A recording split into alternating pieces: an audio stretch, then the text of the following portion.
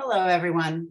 My name is Cheryl Byrne. I work with the Gene Psych Cares team, and I am going to be delivering a powerful message on behalf of our colleague, Mariah Watkins, who has been instrumental in driving this webinar and the topics we're going to be discussing.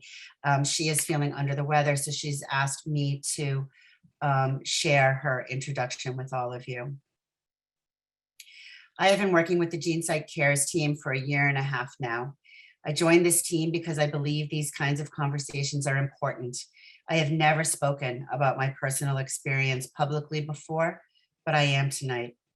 I hope my doing so will give even one person the courage to have that hard conversation or create awareness so that if they are put in a position to have that conversation, you can have these helpful tips. My story begins around noon in early December, 3 years ago, when I got a picture message from my brother with an IV in his arm at the hospital with the caption, "I am so sorry." My heart dropped and my hands were shaking as I tried to reach him. He wouldn't answer my call, but proceeded to text me that he had attempted suicide. Within the first few messages, he told me, "Please don't be mad at me," which broke me to my core.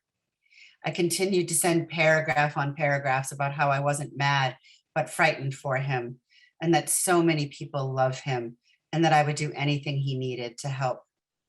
That night, I drove 8 hours to the hospital he was staying at, thinking the whole way there, what was I going to say to him? What could I do to get him off of a path that feels like it could be his last? When I finally saw him at the hospital, ready to be discharged, I mentally froze and thought to myself, what do I do now?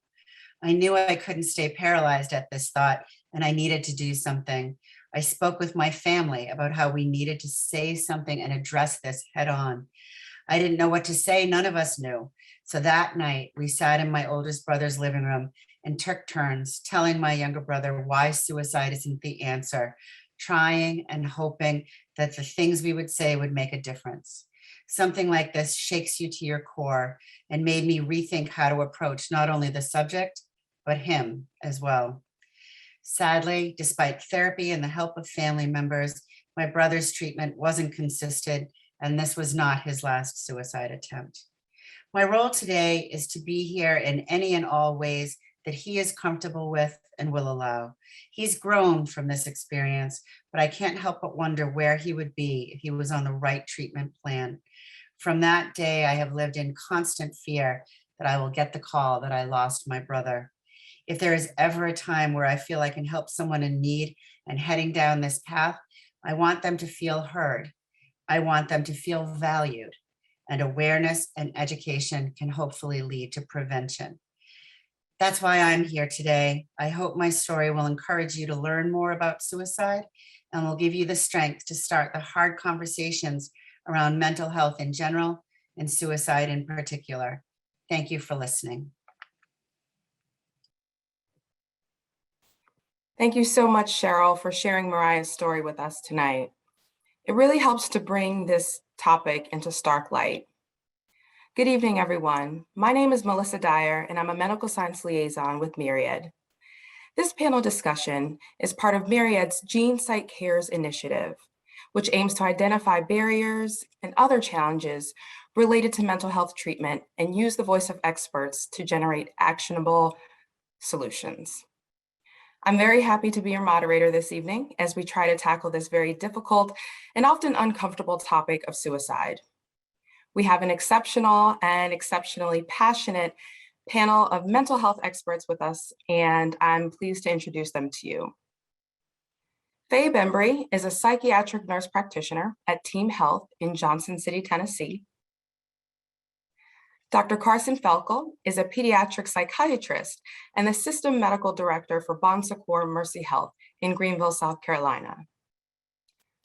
Dr. Deborah Thomas is a psychiatric nurse practitioner and owner and medical director of Here and Now Psychiatric Services in Louisville, Kentucky. With the approval of our panelists, they will be addressed this evening by their first names. Conversations around suicide are often shrouded in misunderstanding and driven by fear. Cultural assumptions and misconceptions heighten the stigma around an already difficult topic. Guilt, shame, and shifting blame prevent honest conversations that can lead to healing. So tonight, our goal is to help you identify and understand the warning signs of suicide, start that difficult conversation, find and provide support for those who really need it, and increase our understanding of mental health issues. We encourage you to use the Q&A feature to ask questions of our panelists. We'll try to get to as many as possible, and those that we don't address will be answered and shared with all audience members via an email after the webinar. We will not be addressing any questions about GeneSight in this forum. So just to put it in perspective, suicide is the 10th leading cause of death in the United States. In 2019, over 47,000 Americans died by suicide, and there was an estimated 1.38 million suicide attempts. Yet, 93% of adults surveyed in the US think suicide can be prevented. So with that in mind, I'll get to each of you in turn, and I'd like to know, what are some of the warning signs that someone is considering suicide? Carson, I'll start with you. Hey, good evening, everybody. It's good to be with you. And Melissa, thanks for hosting this. And Mariah, that was such a powerful story that you shared. And really, our hearts go out to you. And it's really a daily journey if you have suicidal thoughts or are caring for a loved one. So I am a child, adolescent, adult psychiatrist, and we want tonight to be super informal. So please put information in the chat. Ask as many questions as you can. That will really help us as well. To your question about what are the warning signs, it really has to do with knowing your loved one or a friend, or in our case, the patient. Everyone is just so unique that it's really, we like to listen to someone tell their story and listen for those cues that things are escalating. When I think about suicide, it's thoughts, it's intent to act on those thoughts, it's past behaviors, which are a large predictor of the future. So it's many different things, but it really takes someone actively listening to hear the concern in someone's voice. Faye, what about you? What do you think are some of the warning signs that someone may be considering suicide?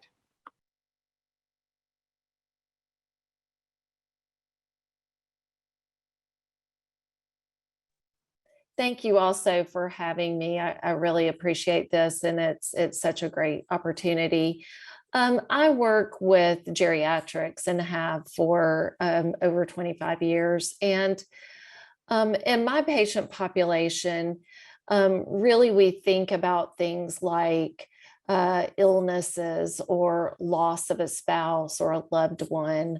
Those things are times where we start looking more at risk factors, but certainly people being isolated, maybe they've had a big change in their life where they've had to transition from one stage of life to the other. Maybe they require more help than they used to.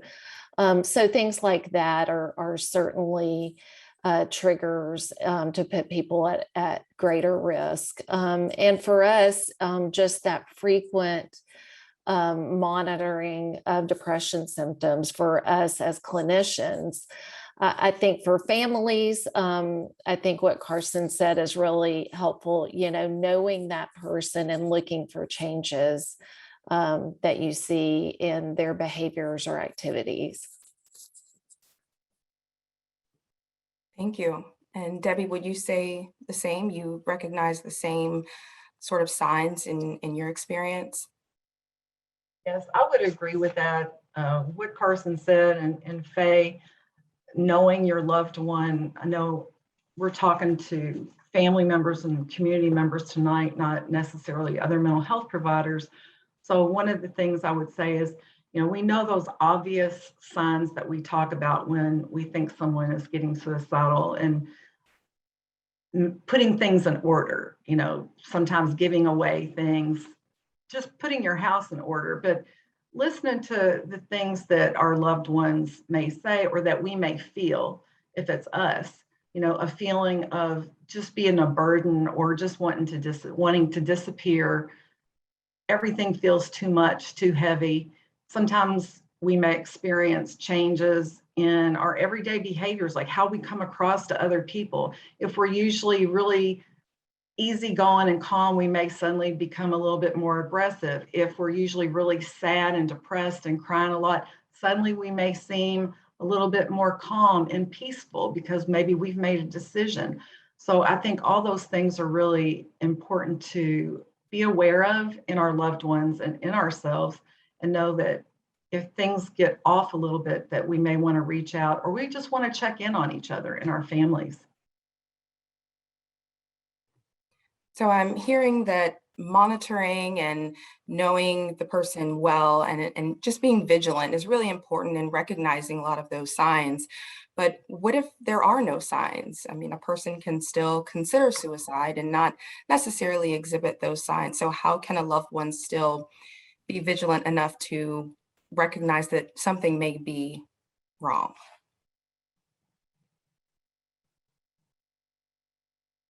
Debbie, we can continue with you. I think that's a really hard one.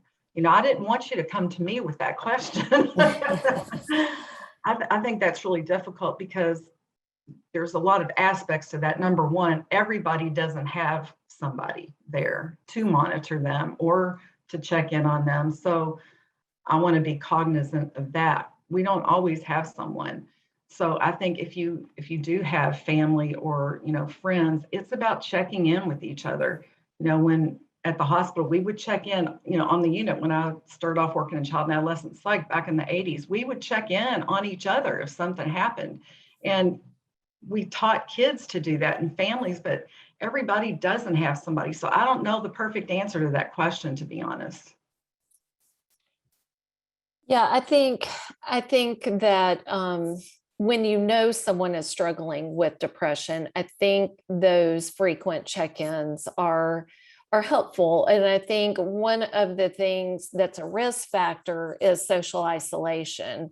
So when you think about that, if either loved ones or in our case as clinicians or patients know that there's a support system around them, that's really what they end up leaning on. And we hear that from our patients after suicide attempts or severe depression.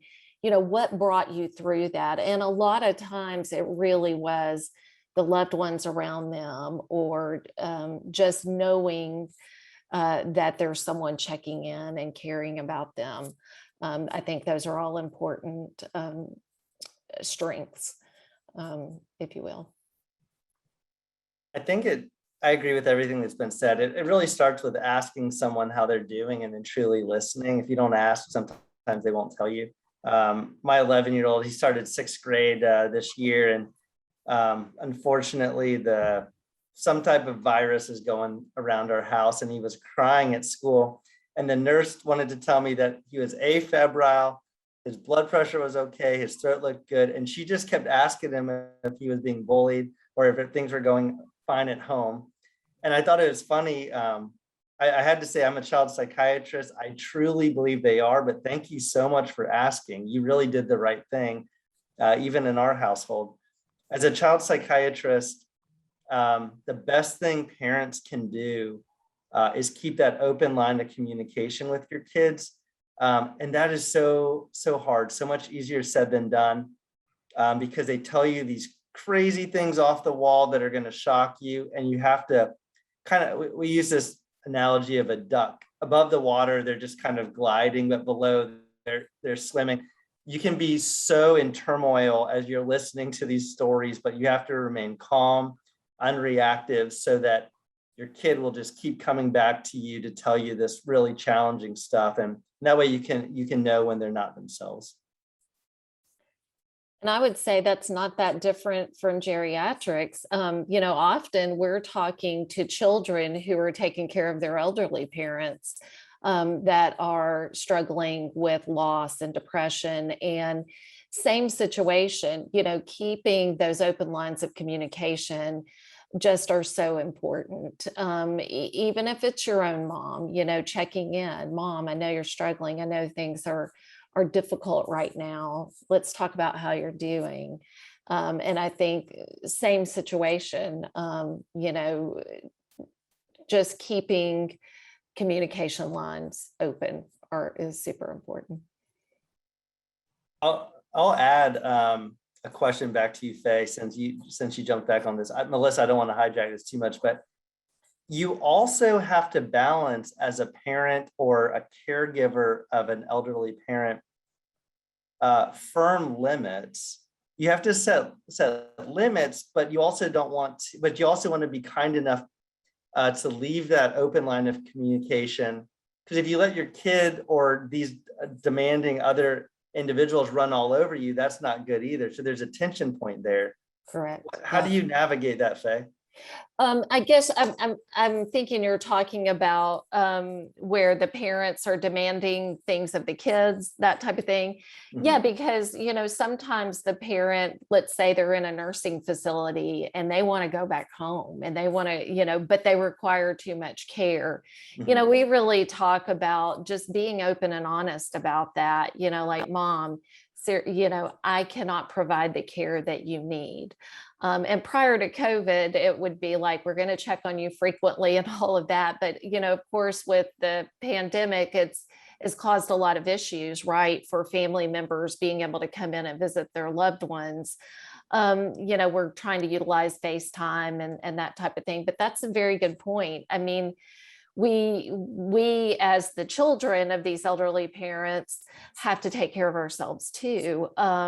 So I think still honesty, open communication, still is important. But what you said is very accurate, because we as the caregiver can become overburdened ourselves. So very good point.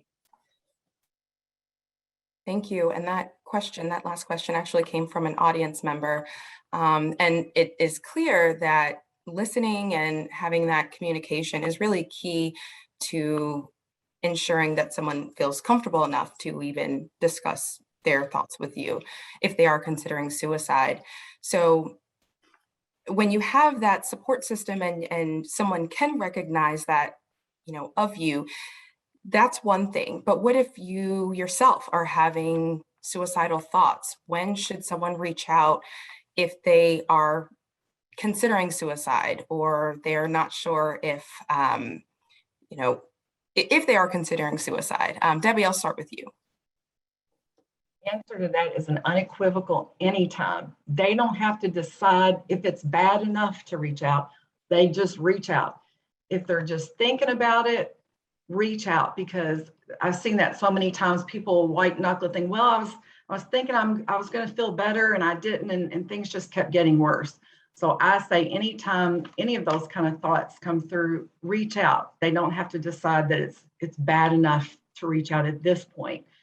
And I think along with that comes the idea that just because you're having those thoughts, that's not the same as having the intention or a plan to commit suicide. And I'll share, I have a personal experience with that as well as my professional experiences.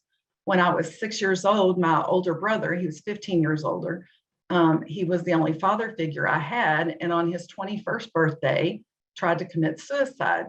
Fortunately, my mom came home from work and interrupted that, and he ended up going to the hospital for 9 months.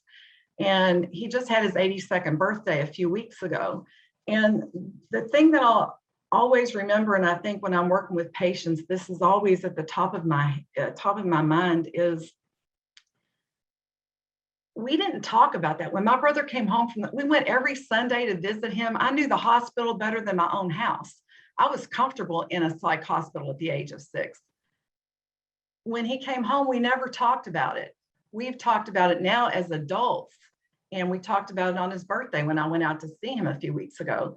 So I think it's often held, for me, it was held as a snapshot memory, but it's not something that we talked about as a family. And I think My mom, with beautiful and the most loving intentions, was afraid to bring it up or talk about it. And so many times I was told, don't say anything that might upset your brother. So a lot of times it was like, it's almost like that codependency and substance abuse families and things, like, don't say anything, we don't want to upset him or, cause him to think about that. Well, he already had thought about that. So I think it's really important to have an open, honest, non-judgmental, compassionate openness in talking about these kind of things in families, because it didn't do me any favors.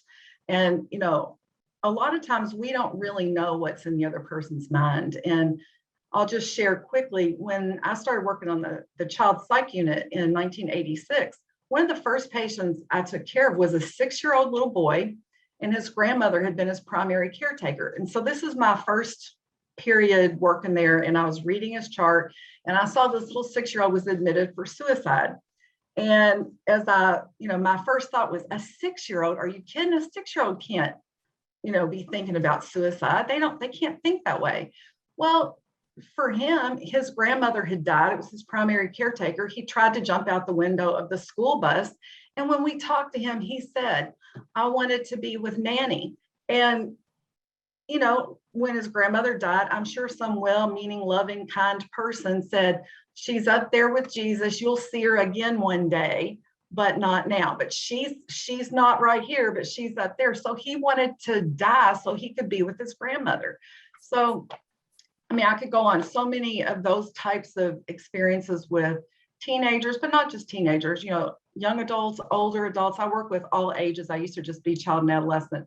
But a lot of times things are impulsive. If your boyfriend breaks up you and you take 50 Tylenol, do you really plan that? Is that something you have been thinking about for a long time? No, something happened. It was an impulse, but it doesn't make it any less important to pay attention to. Thank you for sharing that. That's a great point, because often, at least in my experience, when I've known people who have discussed or considered suicide, I was pretty young, either in high school or in college. So I'm curious, Faye, if in your specialty in geriatric psychiatry, we hear about young people, but are they more prone to suicide than older people, or do you see it just as frequently in the older population? Yeah, it's interesting. When you look at the statistics, the biggest percentage is in middle-aged white men of completing suicide. And in that age group, the most common, way to commit suicide is by firearms. So, I think we can't forget those other at-risk populations. The other risk factors for older patients, which we've already alluded to, is that social isolation, loss of a spouse or a close relative, medical illness. Maybe they've had a transition where they can no longer care for themselves. So things like that are really, just because they're older doesn't mean that they don't feel these transitions deeply. Just like you think about a child when they leave home to go to college. That's a big transition in their life. But on the other end of the spectrum, a lot of these older adults are having to leave the home that they've lived in for 50 years, rely on others to drive them or to provide care for them. So we can't forget about that part of the population and their risk for suicide as well. Absolutely. Looking back historically at suicide, you see a ton of references throughout history. And I think that just points to the fact that we live in a really tough, broken world. And it's actually pretty natural to think about wanting to die. And so I don't want to say it's like normal or typical, but in some ways it is kind of typical at points in your life to wish that you would go to sleep and die and not wake up. In my faith tradition, looking at the Old Testament of the Bible, whether you look at it from like a historical perspective or from a faith perspective, some of the greatest people in the Old Testament Elijah, Moses, people that you all have probably heard of, again, whether you believe in it or not. They all wanted to die at some point. Just to use one example, Elijah, he saw these miracles, and then when this wicked queen was coming after him, trying to kill him, he ran into the desert and prayed to be killed. Moses, when his whole tribe was starving and he wanted meat to give them, and all he had was bread, he prayed to God to kill him.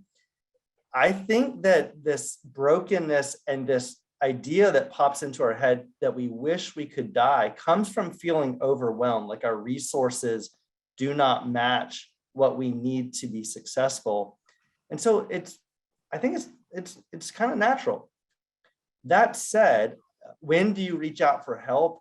I think that if you struggle daily with suicidal thoughts in the same way that maybe someone struggles with that desire to drink, they wake up and today's gonna be the day they're not gonna drink, and then a few hours go by and it's on their mind, I just really wanna have that drink, but if I have one, I'm gonna have two. In the same way that is a burden, these thoughts that you have every day, when you just feel like you cannot carry that burden anymore, that would be a time to seek emergency care. With that said, I don't believe that the emergency department is always the best place for people with suicidal thoughts because our health system is really broken. But at the end of the day, if that is a way of keeping you safe in the moment, that's where you need to be. Ideally, you would have an outpatient therapist or maybe an outpatient psychiatrist or primary care doctor, and you've made these connections ahead of time and have leaned into those in the moment of crisis, as opposed to going to an emergency department. But there is no shame in going to an ED either. A lot of people feel like the only way I'm going to keep myself safe tonight is to be on the inpatient psychiatry unit. And that is so successful. And we have really great supports for people there as well. Thank you. So I'm curious, I know that you've mentioned, different types of situations where those who are older or younger may consider suicide, what might drive them to consider it. But every mention of suicide isn't necessarily taken seriously. So Debbie, I'll pose this question to you. How do you respond to those who believe that suicide attempts or thoughts are merely attention seeking? Well, that's a topic that I have a pretty intense response to. Whether it's attention seeking or not has nothing to do with it. You take that serious because even if it is attention seeking, there's a reason for that, and that person needs some help. If it's just for attention seeking or just to get attention, you can end up with a dead kid or a dead adult, a dead parent, a dead child. We've had a lot of people who have had accidental suicides. They were trying to get attention. I know several examples myself, I'm sure all of us do, where somebody didn't really plan to do that, or instances where somebody got a little too close, and then when you talk to them afterwards, they said, I didn't realize the knots were that, I thought I was going to be able to get it undone, and thankfully somebody came in and cut a tie off of somebody. I think whether it's attention seeking or not, you always take it serious, because otherwise you could really make, a life altering mistake for that person and their family. I hear frequently when kids leave the inpatient psychiatry unit, part of the safety plan is going to be that they will be monitored 24/7 by a loved one. And while that kind of warms my heart, I also think it's unrealistic. It's not like you're going to sit in while someone goes to the bathroom every time, or it's living your own life. It's very hard to actually monitor someone. Parents go to such extremes sometimes that they take the doors off the hinges if a teen is cutting. Yes. I think we do have to be very careful in those situations. I 100% agree with Debbie. We have to take everything seriously. And when you do so, as you should, you also risk providing attention to a negative behavior, which rewards it. That's not bad in and of itself, but it can create a cycle where kids will do negative behaviors because unfortunately it gets their parents' attention. And at the end of the day, that's really what kids want most, is for their most loved ones to be with them, even if they think they don't want that. Yeah. So what you have to do then is to abort that cycle, is heap on the praise and positive attention tenfold for every one time that you pay attention to some negative behavior. You need to not necessarily buying materialistic things, but giving of your time and your attention. Kids really only need, like, going back to child psychology and psychiatry, kids don't need a perfect mom or dad. They need a good enough mother. This idea of a good enough mother is something we've all learned about when you're getting your degree. They just need like 20 minutes of undivided attention from a parent, which is actually quite hard to do in the days of our cell phones and computers on our hips. So you have to rebuild this cycle of praise and positive attention to abort that cycle. You were going to say something, Debbie, and I cut you off. No, I thought you were done and I jumped in because I was so excited. I think you're exactly right. And so I'm glad you jumped in on that, because I didn't mean to imply that you give too much attention to that negative, what might be just for attention. At the same time, I think we know all behavior occurs for a social purpose, and that social purpose is attention. We'll try it with some good ways, we'll try it with some bad ways. So I agree 100%. I taught parenting classes for years, and it's all about catch them in the good behaviors. Kids get, hundreds of negative messages a day compared to a small number of positive messages. We take those for granted, but we land on all those negative ones. So I agree with that 100%. Thank you. It's a lot of work to reward positive behaviors. I am not good at it personally, and I need to strive to do better. Thanks for that. So I think that's a nice segue into this question that we received from the audience. So one attendee was suicidal to a point, but living with parents helped them continue on. So the attendee would like to know how people can manage a deep depression if there's a lack of social support system to actually rely on. You all have mentioned parents and how important they are in, supporting someone through this. So what if that support system is not there? I jump in and just say that's why Debbie, Faye, and I all have jobs, because we want to be that support for you, to bridge you into building those relationships, if possible. Some people find a lot of relationship with their loved pet, or they find what brings their life meaning. But I think the idea of a therapist or a psychiatrist, we have, our office becomes what we call a holding environment, where we create this nest to wrap services, love, attention around a patient until they feel like they're kind of packaged up again to then go and seek those things for themselves.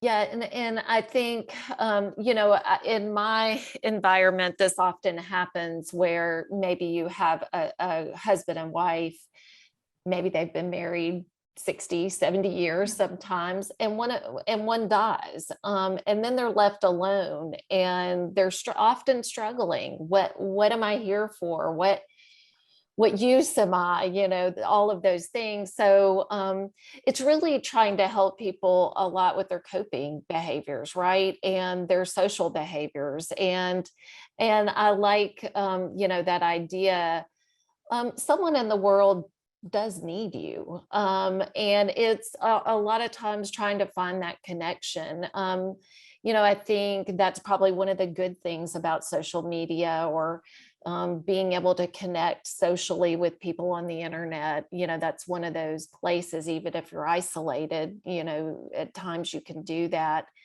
Older people, we often encourage them to lean on their faith, whatever that may be. maybe reconnecting with family members that they had lost contact with, or a pet, or there are all kinds of things. I think there are a lot of church groups that would be very helpful in those situations. So whatever place we can sort of plug them into, is always an option.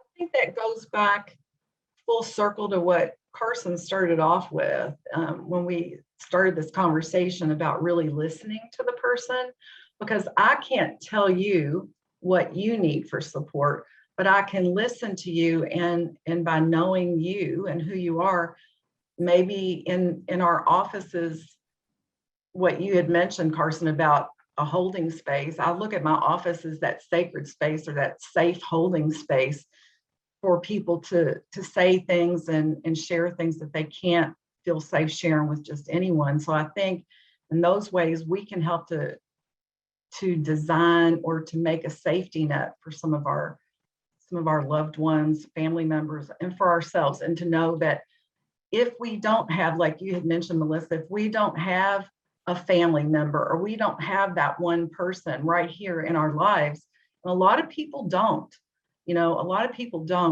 then we can look and see what would work for you. And Carson, you had mentioned, with pets, I think that's very true. I've got some patients that their life is not much broader than their home and their pets. And when something happens to a pet, sometimes people don't really understand how devastating that can be. So I wanted to just acknowledge that. I love that, Debbie. If we look at Maslow's hierarchy of needs that many of you know about, at the bottom is like safety, health, self-esteem. I'm trying to remember, but either at the top or even beyond the top is something called, I think the top is self-actualization, but beyond it is self-transcendence. And I'm not sure if Maslow actually names that or not, but We did. if all else fails in your life, and this is a little bit harder because of COVID, go out and serve someone else. Go serve at that homeless shelter or food kitchen, because the minute you start giving to someone else, you start to find something greater than yourself, and it takes that focus off you and actually heals you. Which goes to Viktor Frankl's what gives you meaning? That ultimate existential question that we ask, but is so meaningful. What gives you meaning in your life? What gives you purpose? Man's Search for Meaning, that book. I think that's so true. We have to have some sense of purpose. And a lot of times when you get too far into that dark space, you lose peripheral vision, I think. You just get too down in the tunnel. I had an older woman say to me, it was a lady that was requiring basically total care. I mean, she relied on caregivers for everything. And I was talking to her one day, and she said, sometimes I don't know what my purpose is here. And we talked about that a little bit. And then I went back to see her again, and she said, I think my purpose is to be kind. My purpose is to be kind to the caregivers that are here with me and to the other people around me. And I thought, wow, here's a person who really, for all purposes, has nothing to give, but she was able to see that she still had something to give. She could still give kindness. And I thought, wow, if I could give a little bit of that to other people, because I'll be honest, I see some people that are in, some pretty horrific situations physically, and then sometimes mentally too, but certainly physically. And it's amazing the strength that you see as people go through these difficult times. Melissa, if you'll bear with me, I had one more thought. Debbie had mentioned perspective taking, and your initial question was around warning signs. or at least one of them was. If you're, and this obviously goes back to knowing the person that you're, either knowing yourself or knowing the person, the loved one. I can almost feel or see in my loved ones or in my patients when their perspective taking is gone. I think that deep down in our spinal column into the inside of our brain, we have this primitive center. And that is thankfully an automatic center. What a gift we don't have to think about breathing or having our heart beat 60 times a minute. That would totally screw up our lives. And I think within that center are automatic thoughts. And over childhood, I think some of the comments I've seen around maybe social determinants of health, as we're growing older, we learn this self-talk that becomes automatic, like I'm worthless, or I'll never amount to anything, or my body is ugly. And then thankfully, we have a front part of our brain that our internal brain is always on, it's activated. And actually, when it's too active, the most active brain is a seizure, which we know is bad. So our brain is always active. And the goal of the front part of the brain is to put the brakes on the system. And we know in ADHD, those brakes are not well on. So we have to sometimes use medicines to turn the brakes on. But the brakes give us perspective taking and the ability to take a step back and say, you know what, I'm getting worked up over something that's actually kind of small. I think everyone has like a default mode that they emotionally may go to. For me, it's kind of this, like my wife would tell you, it's being blustery and kind of impulsive and kind of angry. Whereas my wife might get more quiet and isolated. And I think for many people, their default mode is suicidal thinking. And whether they like it or not, they just get triggered and automatically they're there. And they shouldn't feel bad about it, because that's just unfortunately the way their brain is wired, in the same way that mine is wired to get angry.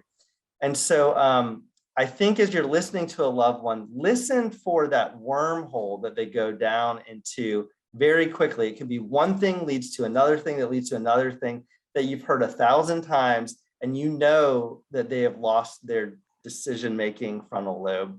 That's probably the best warning sign. Thank you for bearing with me. Yeah, of course, of course. So as a follow-up, Faye, what would you say is the importance of that perspective and recognizing if that perspective has changed in someone?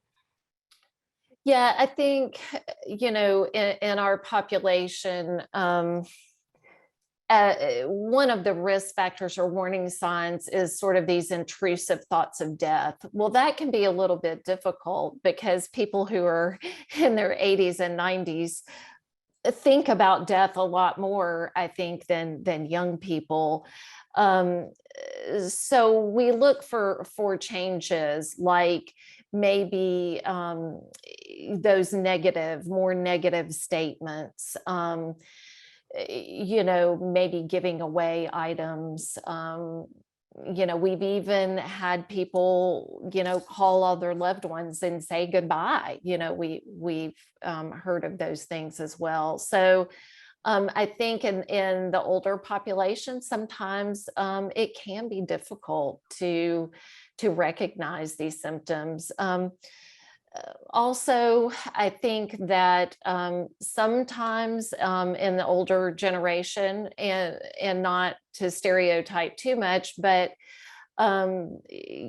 getting mental health treatment is often seen as a weakness or something that they don't want to talk about and don't want to do. So that can really be another challenge. I know somebody put something in the Q&A about that. And it certainly is difficult to impress upon someone that they need treatment for something which they don't recognize. So I know that that's hard. I don't have an easy answer for that other than to just try to talk about the physical changes in the brain and neurotransmitters to sort of make it less of a stigma. Sometimes I found that to be helpful. So, Debbie, what's your view on, recognizing changes in perspective? I think it just goes back to, again, listening. Just paying attention and listening. I'm having a little trouble with can you hear me okay? yeah, we can hear you. My screen went blank for a second, so I thought maybe something went weird. Ask me that question again now, because I was doing troubleshooting. Sure. So I was just wondering your perspective on, changing perspective in a person that might be considering suicide. How important is it to recognize that change? I think that's almost intuitive, which kind of goes to what Carson mentioned, I believe. Mm-hmm. When you're really paying attention and know what your default setting or what your loved one's default setting. And Carson, we might be related because that's kind of my default setting. My husband's more, he gets quieter and calmer and more isolating. I just want to, rah! So I do think it's about listening and not listening just in that superficial way, but really listening and tuning in and knowing what the perspective or what the default setting usually is. And now it looks different. How come? So that's interesting. You say that people naturally can be moody. So, we change, moods all the time. And I'm curious how a caregiver can actually assess the seriousness of a situation with a loved one. Is it just a bit of sadness or moodiness, or is it actually a warning sign? Carson, I'll start with you. Is there anything practical that someone can do to assess that level of seriousness? Yeah, thanks for that question. Before I get into moodiness, I just want to comment on Charles McCormick's comment. He brought up, so first of all, thanks for your service to the Red Cross and working in disaster shelters. That's really amazing work. And you mentioned your gut feeling that something was off and to pay attention to that. And then Debbie just mentioned something about an intuitive feeling. I don't think we really understand the way the brain works. I think we understand like 10% of it. There's got to be something about intuition and kind of this energy around us. I'm sure many of you have had the feeling that someone in a crowd from behind you is looking at you and you turn around and they are looking at you. There's just more to this life than I think we know. And so you have to pay attention to your gut and your intuition. I think it's important to figure out what it is within your intuition that maybe is being triggered by something. But I would ask Charles, because you probably know more about disaster mental health than I do, for you to actually write your telltale signs. I think I'd probably just rattle off something generic. So please help us by writing something in there. Gosh, moodiness is so hard, especially in kids. In psychiatry, as many of you know, we kind of diagnose a lot. We kind of come from this like pathological model where we're always trying to fit a diagnosis on people. There's a different way of looking at people, and those are symptoms that transcend diagnoses. And some of those are irritability, impulsivity, moodiness. So if someone's impulsive, I mean, that could be a traumatic brain injury, it could be ADHD, it could be impulse control disorder. If someone is irritable, you could just be a typical teenager who you come home from school, you've like suppressed all of your desires all day long, and it just kind of, you get uncorked and you just get irritable. Or you go and play Xbox, Rocket League, or Fortnite for a little bit, get on some type of social media, and that further suppresses everything, the same way Xanax does. And then when it withdraws, you get uncorked and you're impulsive and irritable.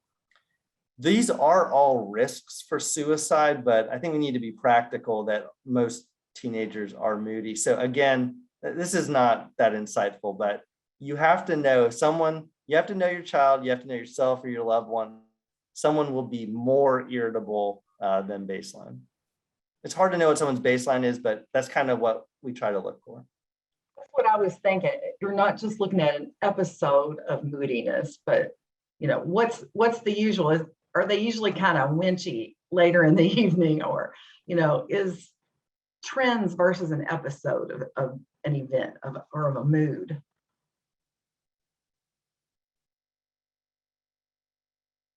Faye, did you have anything to add to that regarding? No, I recognize the agree. seriousness? Okay. I agree. I would like to say in our population, speaking of geriatrics, I get asked to see patients often for better off dead feelings. That's what we kind of term them, and it's really a situation that older adults get into where they just know so many people who have died, and they say, I just wish God would take me. I think it would be better if I was dead, which is, I don't want to call it normal, but it is something that anyone in their situation would think about, and is different, right, from true suicidal intent, ideation, and plan, that type of thing. So in our population, we have to tease that out. Now, certainly if somebody is voicing better off dead feelings, we need to assess it further. But in some respects, for people in sort of terminal situations, they've got chronic medical illnesses that are never going to get better. We're going to have to manage them till they die, but they're not going to get better. To some degree, feeling that better off dead situation would be, understandable. I don't want to call it normal, but understandable. But when that changes to talking about death and wanting it to happen, and then that sort of change to what can I do to make it happen, right? So that's always when, in my assessment, and I guess I'm really talking about a clinical setting, really asking that next step. I understand that you wish you were dead. Is there anything you're trying to do to hasten that? And then we have in those situations sort of those ethical things, because older people have the right to refuse treatment. So it's can get a little complicated in there. Sometimes we don't want to let people refuse treatment if we think they're severely depressed. So a lot of times it's sort of looking at that as a whole, and trying to figure that out. But I really did want to bring that better off dead situation up, because we can all imagine that if we were in severe pain, right, and we were living with severe pain, we can understand that feeling of, I wish God would take me. I have a lot of patients say, I've lived my life. I'm in my 90s. I've lived my life. I don't know why I'm still here, things like that. So, yeah. And if you're listening to this and trying to write down everything Faye's saying, I would encourage you to look up the Columbia Suicide Severity Rating Scale. It's the CSSRS, and it's validated for clinicians, teachers, lay people, all to do it. It's just 3 easy questions. Remember, you will not induce suicidal thoughts by asking them. The first question is, do you feel like you'd be better off dead or not waking up, just like Faye said? If they answer yes to that, well, you always ask the second one, have you actually had any thoughts? If they say no, you go to the third question, which is, have you ever tried to do something in the past 3 months? If they say yes, I've had thoughts that I'd be better off dead, but they haven't actually thought about how they would kill themselves, that's still low risk on this tool. If they do answer yes to the second question, there's 3 more questions that really fine tune in, like, what have you thought about? Do you have intent to act on those thoughts, and have you planned to do it? So go check that out. Columbia Lighthouse Project, Columbia Suicide Severity Rating Scale. And if you're worried about someone tonight, call them and ask them these questions. And it gives you, it's like yellow, orange, or red. And so if it's in the red, they probably need to go to the emergency department. So we have a lot of great audience questions, and one in particular that I'd like to address. Let's say someone does make a suicide attempt. Can it ever be detrimental to be overly vigilant after that attempt? Debbie, we can start with you. I think this goes back to what Carson had mentioned earlier about giving too much attention to it. You want to be aware, you want to have open communication, you don't want to just shut it down, but you don't want to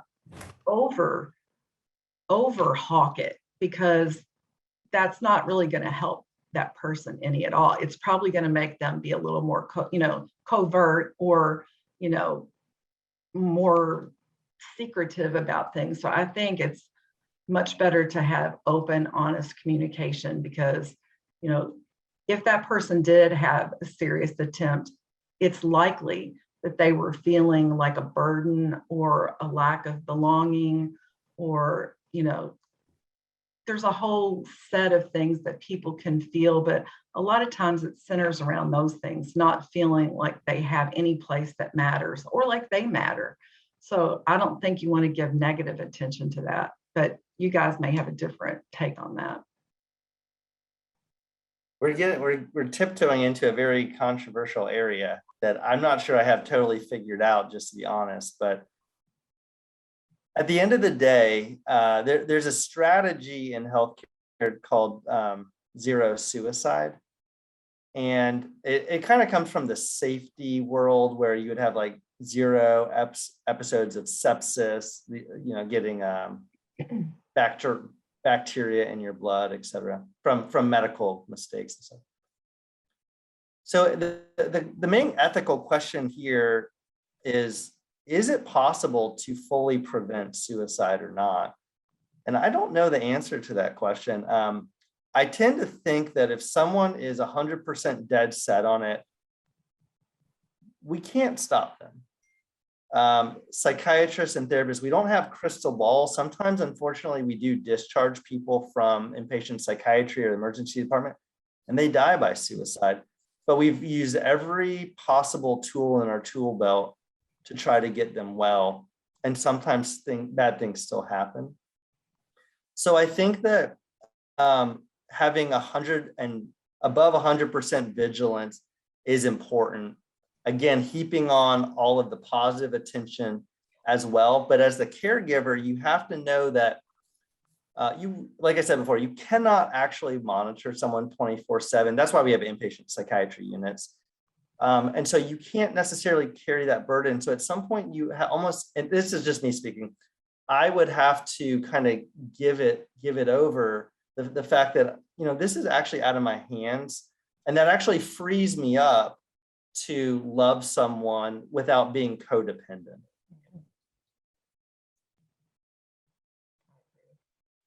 That's great. Thank you. So I want to know what you all think someone should do if they're dealing with thoughts or more of suicide. Are there practical measures that someone considering suicide or a loved one can take toward preventing that action? I know, Carson, you did talk about, some people may, perhaps there's little more that you can do. They're kind of, you've exhausted options. Faye, I'm curious, with your geriatric population, what can loved ones do for those older patients that are considering suicide? What practical measures can they use to prevent that action? Yeah, I mean, we often, on the front end, we talk about reducing means. If we know firearms are a possibility, trying to remove those, or, if that's possible, all of those things. Engagement, we've talked about that. For me, it's really trying, like we said, to plug people into a place where they have meaning. And as we talked earlier, leaning on people's faith, or helping them engage more socially in some way. I think one of the good things and we all recognize there will be some good things that come out of the pandemic, but doing these FaceTime visits with older adults, we've learned a lot from that. We've now learned that an older adult who maybe can't leave their home because of their physical reasons can FaceTime with their grandkids, and having that access to things like that, I think is very important. I hope that answered the question. I may have gotten off on a tangent, so rephrase it. Thank you. Thank you. Debbie, what would you say are some practical measures that people who are considering suicide or loved ones can take to prevent that action? I think one of the things that I like to do with patients, and this has a little tinge of what we were talking about in terms of what we can manage and what we can't, without creating an unhealthy relationship. But as a clinician, one of the things that I can talk with my patients about is a safety plan. Back when I worked in psych a long time ago, we did no suicide contracts, and that's not a very good idea, because you're really taking away more of that sense of agency of the individual. And, if somebody thinks they have to sign a no suicide contract, well, of course they're going to sign it, but does that mean anything? No. I would rather do a safety plan and make it reasonable and doable for them. And it's not the same for every person. We can give them information that we all know, like the suicide hotline, the suicide text line, the Trevor Project. There's all kinds of things like that we can give them. But is that going to be meaningful to them? It might be for some people, and for others it might not be. So in terms of a safety plan, I'm going to ask them, some of those questions that are on the Columbia scale. If you were going to do it, what would you do? And do you have means? Do you have a stash? Because a lot of times people just think about the obvious, like a gun or hanging, and they don't know that their loved one is squirreling away pills in a little secret spot. So I like to ask those questions. And who would you contact if you were to get in that scary, dark place? Do you have someone? If not, how can we create that safety net like we talked about earlier? And for some people, if they have a contact person, to make sure that we bring that person in on the safety plan, so they're aware. That holds some accountability just in having someone. It doesn't mean that person is responsible for the other person. It just means I'm willing for you to reach out if you need help, or if you need someone to talk to. I'm willing to call Debbie if you need me to, and you just can't because you're in that place that's so dark you can't make that phone call. I think a safety plan is just one thing that is a practical, usable kind of thing. Again, it's not some surefire prevention tool. And one of the hardest things about mental health, and I think something that stigmatizes it, is this waxing and waning period nature to it. The best time to do safety planning is not in a crisis, because again, someone's frontal lobe is offline. They're in their automatic ways. If you do a contract, they might not even have capacity to make the decisions on those contracts from like a legal standpoint. So it's best when your loved one is in a period of euthymia or kind of back to their baseline, for you to have that discussion. I know people are probably nervous about bringing up the past and triggering someone. That's a valid point. But if you have a moment, talk about, if this were to happen again, what should I do? What do you think you should do? And it is really good to write it down. Do what we call it contingency planning. So like, if I'm going to call Debbie and Debbie doesn't answer, then I need to be thinking ahead of time that I'm going to call Faye. And then kind of the last thing that I'll say is just around hope.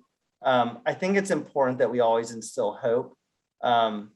While we may not always be able to always stop suicide from happening, we can always give people hope. We do have really amazing treatments and new treatments out there.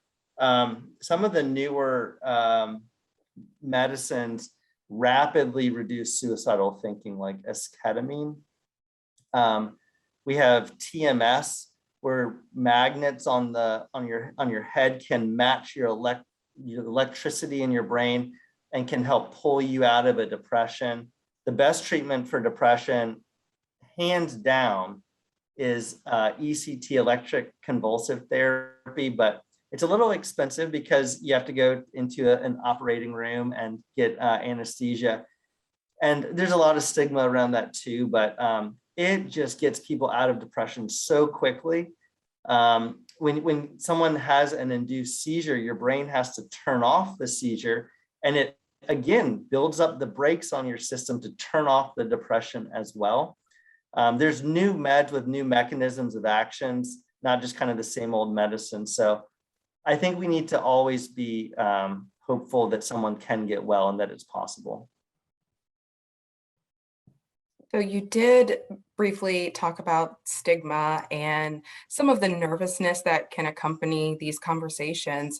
So Debbie, I'm curious if patients talk to you about shame that they feel either as an individual with suicidal thoughts or actions, or as a loved one of those individuals. Yes, that's a big thing that patients talk about. And I can say, as someone who's had in my family, I carried guilt for many years, thinking that I was in part, even though I was only 6 years old, I felt like I was in part responsible for my brother's suicide attempt. Because if it wasn't for me being the little kid that he had to start taking care of at a very early age, then maybe that wouldn't have happened to him. So that's just my personal experience. But I think a lot of other people have the reasons that they feel shame. They feel like a burden to their family members, or they feel like they contribute nothing. I think burden is just the best word for what I hear so many times. I'm sitting here trying to use a different word, but that one is the one that just keeps popping into my head, because that's the one we hear so many times. And I think that shame and guilt are sometimes really overwhelming. And like Carson had mentioned, the brain has the brakes and the gas pedal. And sometimes when the gas pedal is pushed down, it just swirls down into those negative thoughts, and it's hard to find a way out of that. But I think guilt and shame is a huge part of the picture for many of our loved ones and ourselves. Faye, would you say there's any way to perhaps alleviate that shame or guilt? Or if you want, it looked like you were about to speak. I don't know if you were going to share your experience. Well, what I was just going to piggyback on what Carson said about these amazing treatments that we have. And let's not forget to go back to the basics of screening for depression. I mean, I think we as clinicians, certainly, especially in primary care, doing these screenings for depression and getting patients on treatment, whatever that treatment is, or plugged into therapy, or, recognizing that there's a problem is something that can't be forgotten in all this, early treatment. Like when Carson was talking about, trying to do those contingency plans when the person is well, what needs to happen even, before the person even gets to the first crisis is that someone needs to recognize that there's an issue there. So I think that's something, and as medicine becomes more and more compartmentalized, it's sometimes hard to see somebody taking the whole person into account. I know plenty of people who rarely see their primary care provider because they go to their heart doctor, they go to their neurologist, they go to their eye doctor, or whatever. And so we really can't forget about those screenings being so important. and treatment options for the patient. Now I've forgotten your question because I got onto that. It was about shame and guilt, and if there are ways to alleviate that shame and guilt that someone may feel.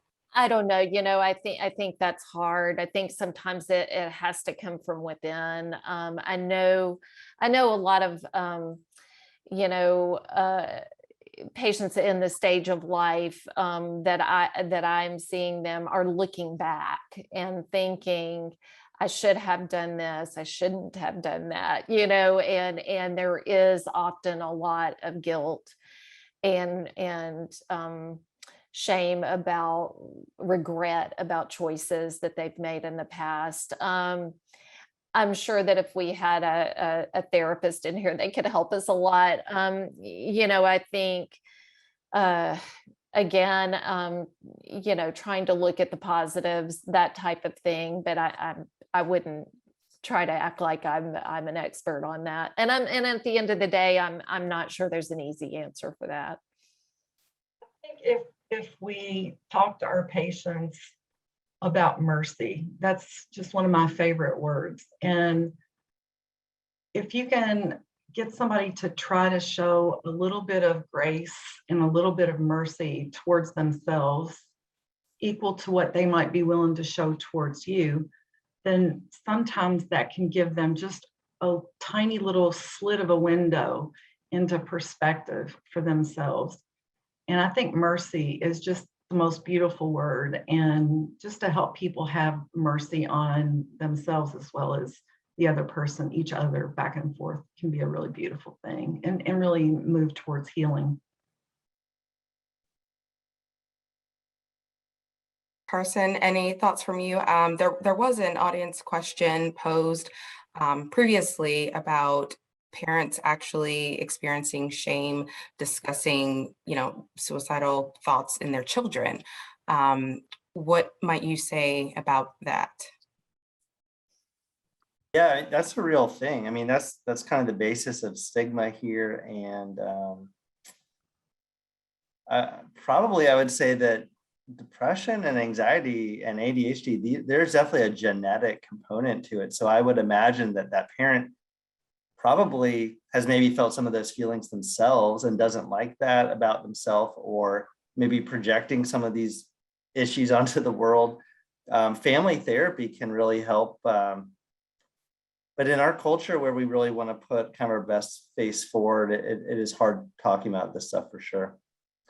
I was, as you were asking that, I was reading all of one of the audience member, Max's really important, valid, and critical comments as well, kind of about the science behind this stuff and how maybe I've had conflicting statements. And also I really appreciate you sharing your own journey with some of your suicidal thoughts. You're right, this information is conflicting. And I'd say we don't have a great way of objectively looking at the brain. And with ADHD, sometimes they'll do these like eye scans. I don't think that science is fully there. The best science to date are fMRIs, where through brain mapping and an MRI machine, you can give someone a task to think about, and the scanner is picking up on where in the brain is more water and molecules being used up. So you know that there's a focus there. And what we've learned from fMRIs, and this is more in the academic research world, it's certainly not an fMRI machine in Debbie or Faye or my office. We're learning that the brain isn't just one place that does one thing. The amygdala does, like you mentioned, Max, does not just do emotion. The prefrontal cortex, we usually say the dorsolateral prefrontal cortex is where depression is. That's not true either. You're right. Our brain is a circuit. And so when I read your comments, Max, I visually see them. So it goes into the occipital part, it goes into my eyes to the back of my brain. And then it goes into my amygdala because I'm going to register it emotionally. I'm going to decide whether or not to pay attention to it, which is my frontal lobe, and it's bouncing all around. And I don't think we really understand these networks or circuits. And we do know that depression is a network. So parts of our brain goes offline. And so when we give treatments with TMS or ECT, it helps to jumpstart that circuit back online. But you're totally right. We have a long way to go in our understanding.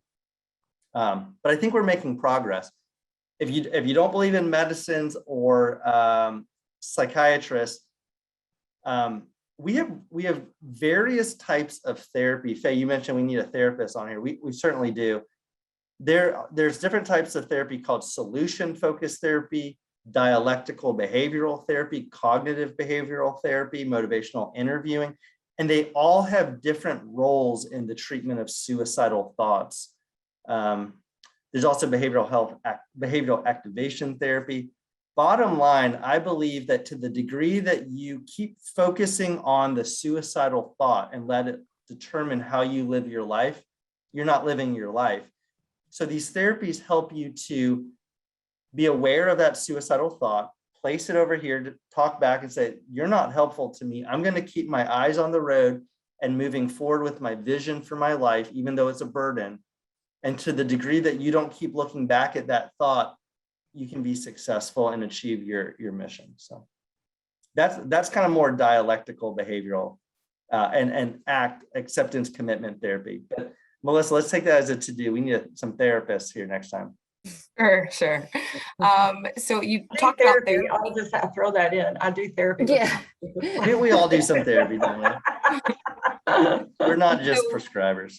The therapy is, of course, an integral part of treatment of depression, before one even gets to the suicide ideation. But as we know, a lot of medications that are prescribed for depression may cause suicidal thoughts.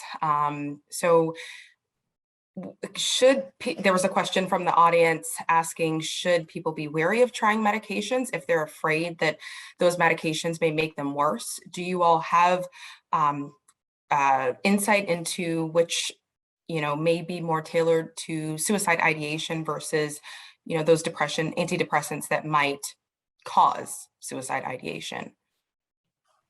So there's class warnings about a lot of various medications and increased suicidal ideation, especially in adolescents or young adults. But one thing before we really get too much into that, I wanted to throw in when we were talking about screening. If we just look at this as depression and suicide, I think we could miss something that's really important. And some of the thought leaders currently really think depression is more of the diagnosis of exclusion. So we don't want to only do some of the screening tools, like a very common one that we're familiar with, and many of the audience, I'm sure, is the PHQ-9, but we should also be screening for bipolar, because a lot of times suicidal depression isn't just unipolar depression. So therefore, sometimes the pathophysiology of the depression is different and the treatment is different. And I know it's beyond the scope of tonight's talk, but I didn't want to leave that out because I think that's really important, because to look at treatment and interventions, you have to look at, the medical. If we're going to look at from the medical model, the diagnosis has to come first. What are the symptoms? What is a working diagnosis before we do medications? And we know that a lot of times antidepressants really aren't just all that effective. And there's some research that really legitimizes that. So we really want to be cognizant of that and screening completely, not just assuming that because someone is suicidal that it's just plain old everyday depression, when it could very well be a bipolar depression, that whole spectrum, not the old way of looking at bipolar depression. I just wanted to throw that in because I think it's really if you have depressive Absolutely. symptoms, then you also need a CBC, because you got to look for anemia. You need a TSH because you're looking at thyroid disorder, and so on. I think looking at the MTHFR gene is really important, because if you don't have L-methylfolate from folic acid, then you're not going to make as much serotonin or epinephrine or dopamine, which can be perceived as as having anxiety. So we definitely need to take a holistic approach to this. Debbie, I mean, you just brought up a whole another conversation that I wish we could have. And for me, so if any of you have answered questions on the PHQ, the Patient Health Questionnaire, the first two questions are around depressed mood, second one's around hopelessness. Because in order to make a diagnosis of major depressive disorder or bipolar disorder, because bipolar disorder ultimately has to have depression in it, and then you've had a hypomanic or manic episode. To make that diagnosis, you have to have one of those two things, depressed mood or hopelessness, anhedonia, et cetera. The next 7 questions on the PHQ-9 are around sleep, energy, concentration, et cetera. What happens all the time is we get patients whose mood gets better, but their PHQ-9 is still elevated. And the epidemic of our time, aside from loneliness, which is also going on right now, is sleep apnea. And I cannot tell you how many patients have low energy, poor concentration, restless leg, anger, irritability, impulsivity, daytime sedation, because they are fighting themselves in their sleep the entire night. Evolutionarily speaking, we used to chew on grass all day. We used to eat foods with high fiber contents, and we don't anymore. And so our back molars are smaller. I mean, think about a cow. We have all this processed food now. Additionally, almost every kid in this country gets their 4 wisdom teeth out, which doesn't hold your jaw out. So a lot of patients can't tolerate that CPAP or BiPAP. And so there's a lot of different treatments here. ENT docs are putting in, that's pretty invasive, but you can also get a dental device that pulls your jaw forward, and your snoring goes away overnight, and your depression gets better. So I would encourage, and if you sleep better, then perhaps those thoughts about wanting to die would go away as well. So we definitely need to take a holistic approach. Okay, anything to add there? Oh, I completely agree. And certainly in the older population, there's a lot of rule outs that need to occur when somebody is presenting with a depressed mood. I mean, I could go stories and stories about, checking someone's B12 level and it was 12, which is extremely low. And it really wasn't depression. It was just, they had no B12 and giving them a supplement, was helpful. So I completely agree with that. And in my population, just kind of looking at that intersection of mood issues. Maybe they already had a major depressive disorder and now chronic pain and heart problems and, all of those things kind of coming together, multiple chronic illnesses and that type of thing. Not to mention that, those transitions of life, which we spoke about earlier. So I completely agree. Depression screenings are just that. They're a screening that say you need more evaluation, right? We don't take a PHQ-9 and say, this is diagnostic. It's not. We look at the patient as a whole and we rule out other things, and we find out about history and family issues and that type of thing. But yeah, I think, people are complex individuals. And so sometimes it's and that's what Carson, Debbie, and I do for a living. So we know, that people are complex and we've got to listen to them and we've got to look at them as a whole. So I think that's really important. I did want to just mention, as we talked about medications and treatments, one of the reasons why we're here tonight is because of GeneSight. And so I didn't want to leave the discussion without at least mentioning, thankfully we do have more tools available to us to help get patients on the right treatment. And I just wanted to give a quick shout out for that's a tool that all of us now have in our tool belt to help get patients on the right treatment. Absolutely. So medications we know are definitely important in treating patients, and we hear all the time about the Suicide Lifeline and similar services and their limitations. So what other resources are available to help outside of, as we were just discussing, medications? There's a lot of different resources, and it's not kind of a one size fits all. People need to find what works best for them. And a lot of people and the medical community of late is acknowledging the role of peer services, especially it started more in the addiction world. Someone with lived life experience is so much more powerful than, say, seeing me could be at times.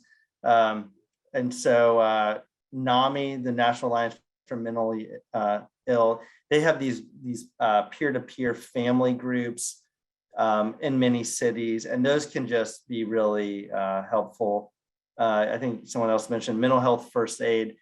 If you go to their website, you can take a bunch of objective rating scales and see just kind of how you're doing, and then tie into resources. They've got a crisis line. So Debbie or Faye, what resources do you all find most helpful in your communities? It's helpful to know, we've got the national organizations, like you mentioned, NAMI and several of those, but I think it's important to know what your community resources are. I mean, we've got some resources locally here. Some may be better than others, and depending on the time, certain times they may be better than others or more available for people to use. One thing before we end, I did not want to leave out is the American Foundation for Suicide Prevention. We sponsor one of their walks locally every year. This year it's November 6th, and it's called Outside the Darkness, I think. So they have those in every city. So if you wanted to type in American Foundation for Suicide Prevention, you just type in a zip code and you can see where the walk is going to be in your area, your local area, when that's going to be, where that's going to be, or you can just donate to that. So I wanted to be sure to mention that because some of you may be interested.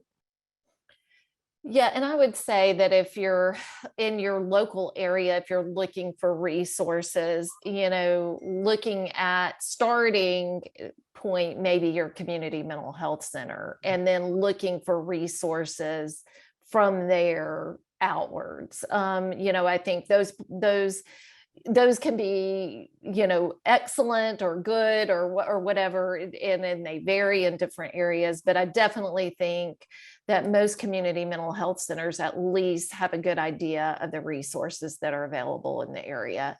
So I would say if you're trying to give someone advice, that may be a good place to start. I've turned recently to John Michaels on here. I appreciate his leadership with this setting up this webinar. When people in the community come to me asking for someone, maybe they're in a city I'm not familiar with, I look to the which providers are using GeneSight, because that tips me into the right direction that someone's thinking about someone holistically, and there's a lot of people in different areas. That's a really good. I like that. That's a good point. All right, so we are just about out of time, but before we wrap up, I'd like one really quick 30-second piece of information that you all can share with those who may be considering suicide. Faye, we'll start with you. We're all sitting here thinking, oh my gosh, 30 seconds. I think if I was, talking to people that are thinking about that, just in my population, we talk about, what's your legacy, what's your imprint, what's your, what are you leaving behind, and think about those people that care for you and love you, and don't give up hope. There's always people who are willing to help you, and I really love Debbie's word mercy. I think that's just says it all. I would say that the cliche is true, as much as I hate cliches, that suicide is a permanent solution to what is hopefully a temporary problem, but maybe not always. Also, that in all my years in psych, which is 36 now, parents don't get over the suicide of a child. They will learn to live with it, yes, but they won't ever get over it. And I think the same is true with a child and with a parent who's committed suicide. That's not something that you get over. So, and that's not, I don't say that to, make that be a guilt thing, but just something to remember, because I have had patients say that made a difference. I thought about you saying that, and that made a difference. So it's definitely a sobering thought to hold on to. I'd say we've had I think a great webinar tonight. At one point, 60 something participants plus this great panel. So that should tell you alone that this is an issue that's touched all of us, either through our own suicidal thoughts or our family members. And so when Faye said you're not alone, you're not, because we're all in this together. So thanks for your time tonight. And it's been just so great hearing all your comments and talking to you all. Thank you again, Carson, Debbie, and Faye. This has been a very engaging and incredibly productive conversation, and we absolutely appreciate you sharing with this audience. And thank you all for joining us. We will be sending a short survey to gauge your thoughts on this conversation. Please take a moment and complete and return it, as it helps us to make these even more helpful and productive in the future. Hope you all have a great evening.